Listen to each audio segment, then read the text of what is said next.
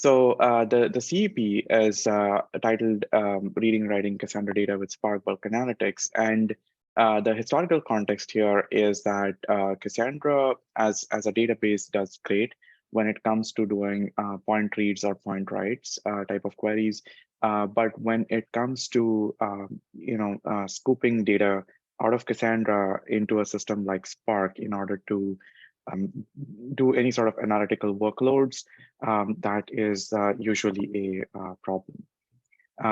You can't issue a query that scans the entire Cassandra cluster to read all the data out of Cassandra, right?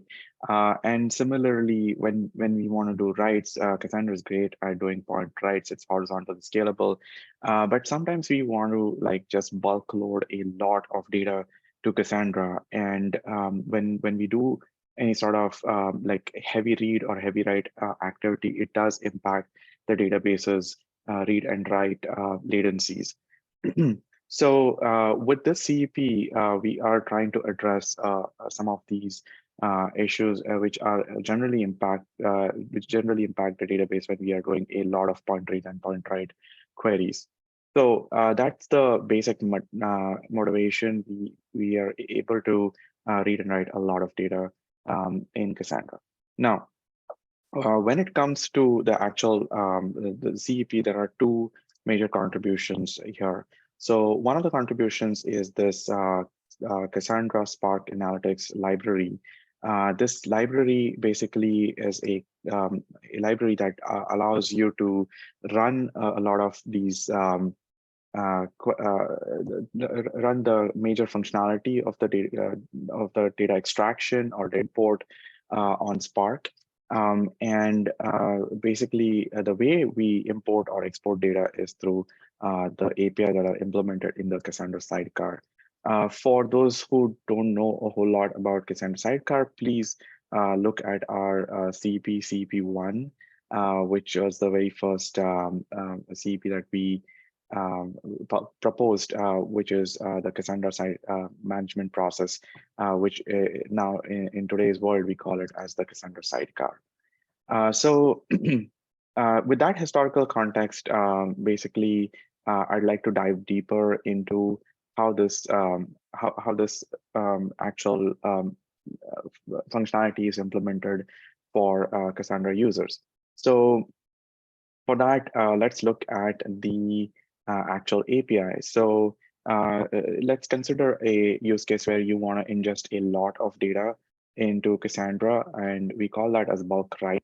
And in order to do that, you have some data frame on Spark. So the underlying assumption is that we are using Spark as an engine that has has some amount of data that you have loaded in a data frame, and you want to write that data frame into Cassandra. So a data frame nicely goes and maps to a table within Cassandra.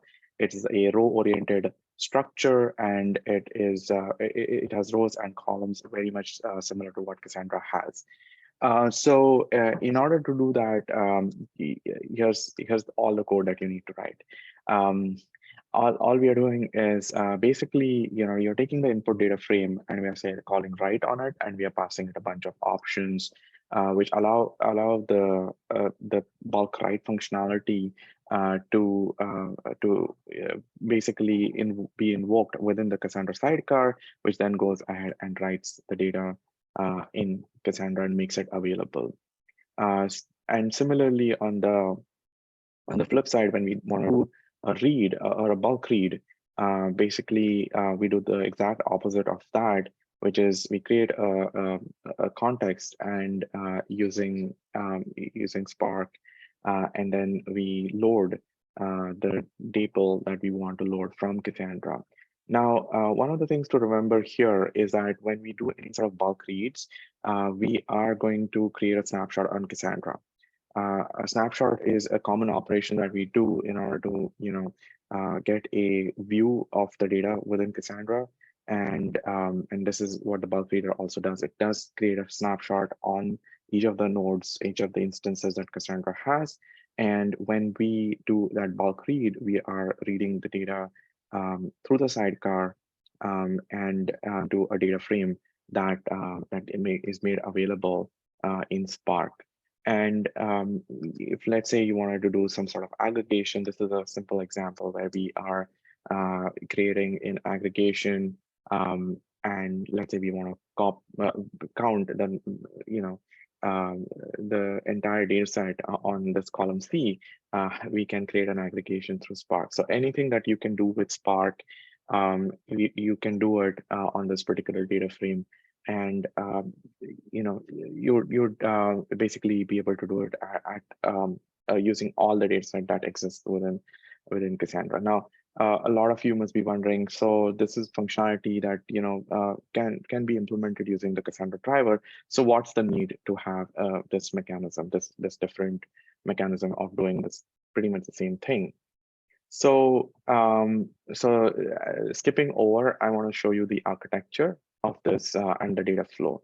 So let's look at the bulk read functionality first. I hope this is big enough. Move this off on the side. Okay, so what happens here is the big difference between what you can achieve with excuse me, the Cassandra driver and the bulk reader functionality of this library and the sidecar is whenever your job starts up in Spark, it gets distributed to all of these tasks. And for the bulk reading functionality, the driver is going to invoke snapshot functionality within the sidecar, and each of these sidecars basically go in and create a snapshot on these individual nodes that exist in Cassandra. Once the snapshot is created, then what we can do is the individual tasks, they will scoop up all the SS tables that come in from the sidecar into Spark. So that is like a big difference, right? Where what we are doing here is we are avoiding data through Cassandra's CQL protocol, and I'll dive into a little bit deeper into why we want to avoid the CQL protocol. And here the expectation is that you want to work on the entire data set that exists in the Cassandra cluster. So what's happening here is, let's say you have a Cassandra cluster with 10 terabytes of data or 100 terabytes of data. Your sidecars are able to stream all of the SS tables at a binary level, right? At a block level, without really interpreting any of the data in memory. So we don't really serialize or deserialize any data that exists in Cassandra. We just directly ship the SS table over to the individual Spark tasks. And this means that we are not going to create any sort of garbage. We are not going to incur any penalty in terms of CPU or memory pressure, because all we are doing is zero copy streaming the data out of Cassandra sidecar and into the tasks that exist on Spark. So we can go as fast as the network would allow us to do it. Once the data gets into the individual tasks, the library, this is the library that goes and maintains the quorum. So as everybody should probably know here is that Cassandra is a quorum-based service, right? It's a database that is going to replicate the data set across multiple nodes in the Cassandra cluster in order to maintain availability and in order to maintain durability of the data. So in case one of the node dies unceremoniously, there are two other nodes in a RF3 configuration. And this is kind of the dilemma that we have. Let's say we scoop up the data from a Cassandra node. Now the task has to basically read the SS tables from the other two replicas in order to make sure that all the three replicas are on the same page. So we basically have implemented that in the library, and the way we implement that is, again, using Cassandra's code itself. The Cassandra all jar is packaged as part of the library, and all it does is it reads data from those individual SS tables and ensures that the RF3 or whatever is your replication factor is satisfied in Spark. And from that point onwards, what we do is we actually deserialize individual rows and columns in the Spark task and provide a consistent view of the data that was snapshotted on Cassandra. This allows us to achieve throughputs that are typically not possible on Cassandra because we are skipping all the serialization, deserialization logic on these individual Cassandra nodes. The side effect of doing that is we don't end up creating any sort of pressure on these Cassandra daemon nodes. The actual daemon process that is serving the read and write path of the database is not impacted as a consequence of this, right? The only thing is, yes, we are consuming a lot of network bandwidth, but network is typically cheap, and so we don't see any sort of meaningful changes in the latencies or the throughput of the daemon.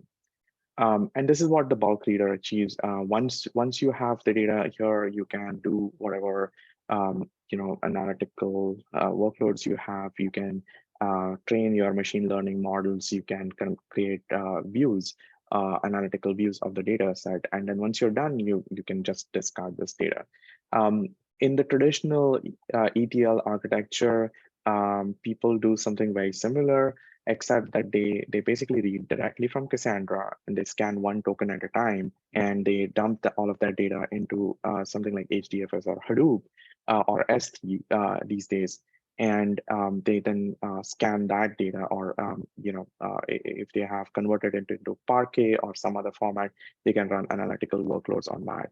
While that is a great architecture, it also incurs the additional cost of putting the data on an external system like S3 or HDFS, which itself is replicating the data many ways, and that increases your time and cost.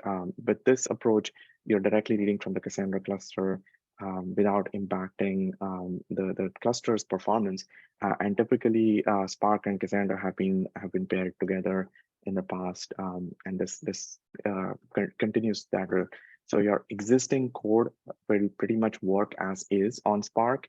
The only difference is now you're adopting a different library in order to read and write that data. So that's the Spark bulk read functionality. Similar to the read functionality, there's write functionality as well. Again, all of this functionality has been implemented in terms of like no tool import that pretty much exists in Cassandra. And what the writer does is basically the exact inverse of what the reader does.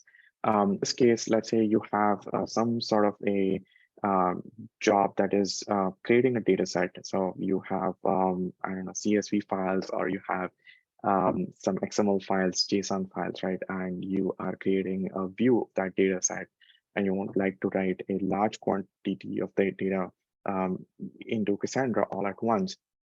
You could do one record at a time, but again, you end up with the same exact scenario where for the batch load of that data, you're going to dominate the write path of Cassandra.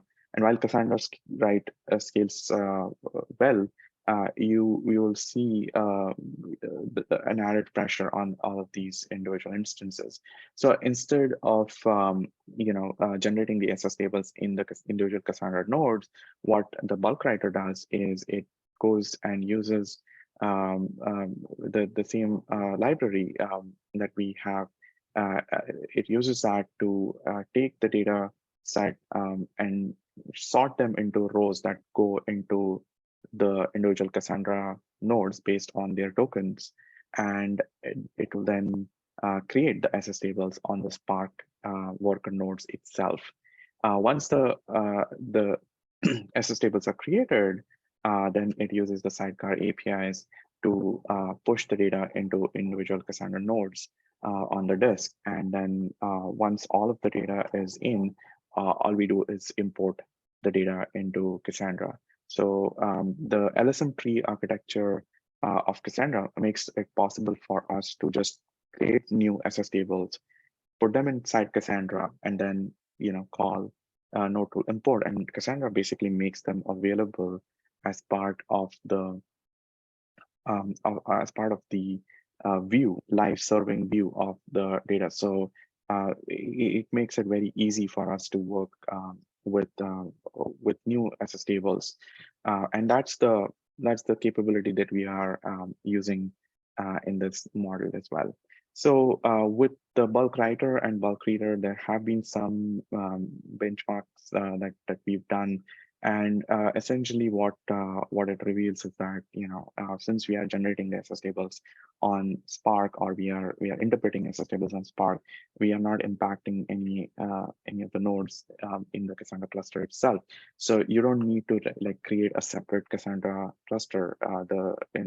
Historically, people have created two Cassandra clusters. Each one is for reading, writing data, and the other is for purely running analytics. Now you can, with this model, get away from creating that extra cluster. Just run your analytical workloads on the same cluster, same set of nodes that you're doing reads and writes. And there is enough redundancy that is built into the bulk read and bulk write capabilities that we can ensure that we don't overwhelm any of the nodes. For example, we have throttling. So if you're not sure whether you would want to saturate the network bandwidth, so what you can do is you can certainly set some throttling on the sidecar. Sidecar has those throttling capabilities, and you can limit the throughput if that is an area of concern. But overall, there is sufficient retry logic and sufficient guards in place that we will not overwhelm the Cassandra cluster. One of the things that the bulk writer does is that once it's done with the import, or if the import fails partway, there is data that might be lying around in these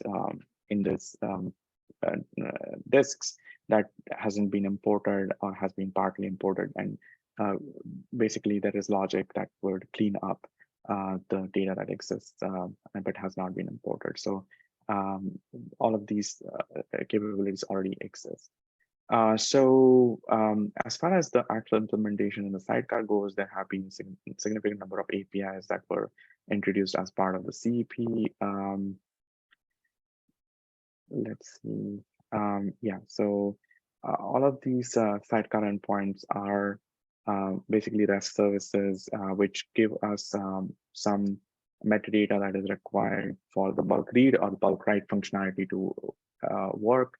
But all of these are composable endpoints, REST endpoints. So if somebody would like to use these endpoints in order to replicate some of this functionality in other systems, or you want to write a standalone tool, Cassandra has this SS table loader tool that exists inside the Cassandra repository.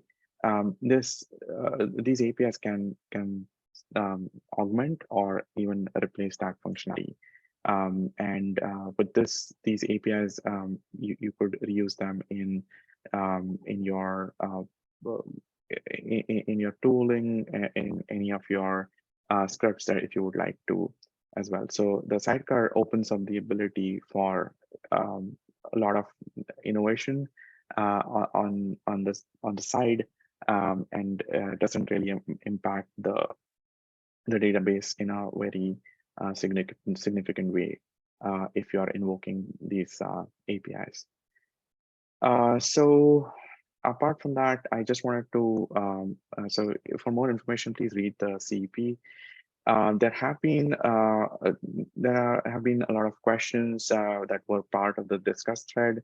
So this discuss thread, which talks about the CEP 28, was started by Doug, and there have been some interesting questions with interesting back and forth. So I can cover some of the questions if we have time, but in order to address some of the concerns or alternatives, we have already covered that in the CEP document. If you like to contribute, there are two repositories that you can contribute. One is the Cassandra Analytics repository, which basically implements the library side of the functionality, and then the Cassandra Sidecar Um, a, uh, Sorry, this is the repository for the Cassandra sidecar. This is open to anybody who is interested in um, contributing to the Cassandra sidecar project uh, outside of the analytics work that has happened in part of the CEP. But um, right now, I think the main contributions that we are looking for are people to test this out, give us feedback. There might be some rough edges, and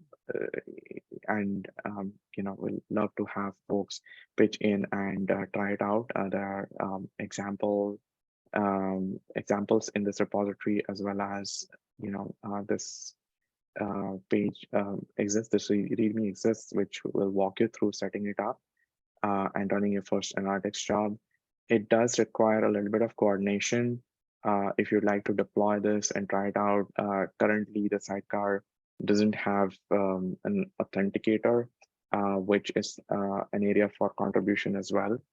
So once we have some sort of authentication, it might be easier to deploy this test cluster and run it. But if you would like to run it on your local machine, you can certainly do that and try it out as well. So what I would highly recommend doing is just giving us feedback at the start. And if you find this useful, do give us some feedback as well. If you find some rough edges, things don't work, please go ahead and file JIRAs in the Cassandra project, and we can take a look. For those of you who might be interested in looking and getting an idea of what CEP1 was all about, it exists here, and it is, I would say, still work in progress. But this CEP28 adds a significant amount of functionality into the sidecar. So I think we have a few minutes. I will stop sharing here. And if anybody has questions, I'm happy to take those. I'll start. Is there anything that needs to be done or could be done on the Spark side to make this work better? And mainly because I think they're like the two deployment methods that they use now, which is the one with the Spark executor and one without. So is there like some things that maybe we can work together with the Spark project to make this easier or better? So that's a great question. I need to think about it a little bit, but this is basically just a library that you would bundle in your Spark application. So when you build your Spark jar, you're just going to pull this in as a library like you do with the Cassandra driver or any dependency really. And there isn't anything special that we really need to do for this to work with Spark. So it's fairly decoupled with Spark. It has bits that make it easy, like concepts like data frames don't really exist in other systems, but they do exist in Spark. So there are bits of code that make it easier to work with Spark, but not necessarily are tied to Spark, right? So to answer your question, I need to think about it and get back to you.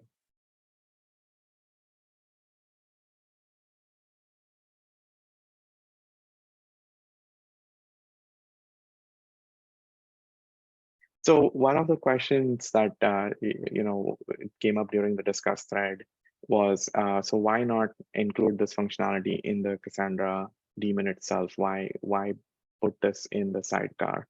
And there are some interesting answers to that, but the basic core answer is, well, we want to make sure that we isolate resources between the main Cassandra daemon and the sidecar. This particular functionality has the potential to generate garbage. Not that it does, but it can in some situations. And the other scenario is that it can dominate the network. And so what's best is if this is isolated in a separate process. You could use C groups, or you could use other mechanisms that exist in the industry in order to limit the number of resources that are used by this particular process. If you're running this in Kubernetes, pod can run this as a separate container, and you could limit the amount of CPU and memory and other resources that particular container gets, which wouldn't be possible to do in JVM. Like you would have to, we would have to write a lot of code to create that isolation. It wouldn't be as strong as what C groups allows you to do.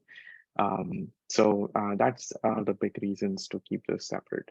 But it does add a little bit of operational overhead to run a companion process. But this functionality is purely optional for those who actually need it. So you can tack it on if you need it.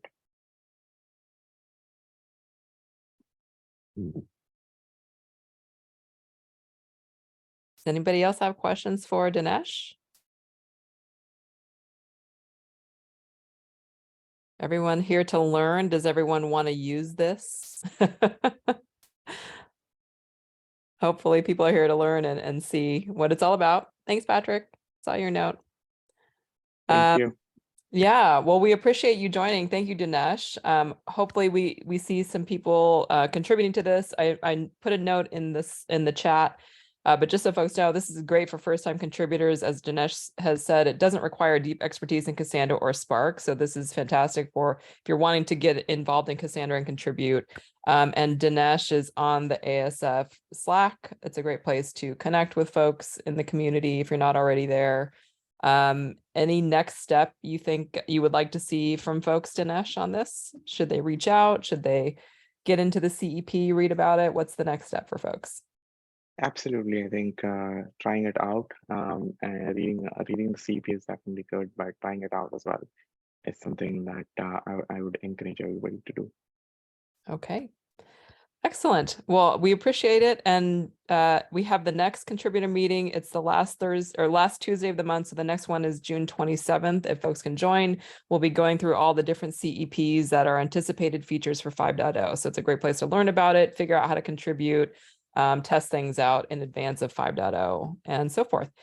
Thank you again, Dinesh, for joining. Thanks everybody for joining and learning. We hope to see you next time. Thank you. Thank you. All right. Take care, everybody. Bye-bye.